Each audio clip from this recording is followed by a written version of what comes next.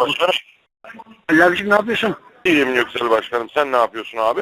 Vallahi iyiyiz abi ya, maşallah tebrik ederim. Ne mücadele oldu be.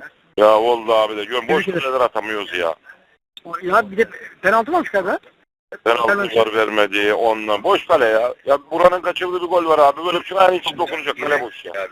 Ali abi tebrik ederiz. Bak Aziz Başkan da Yüksel abi. merhaba diyecek sana, veriyorum. Müsait misin?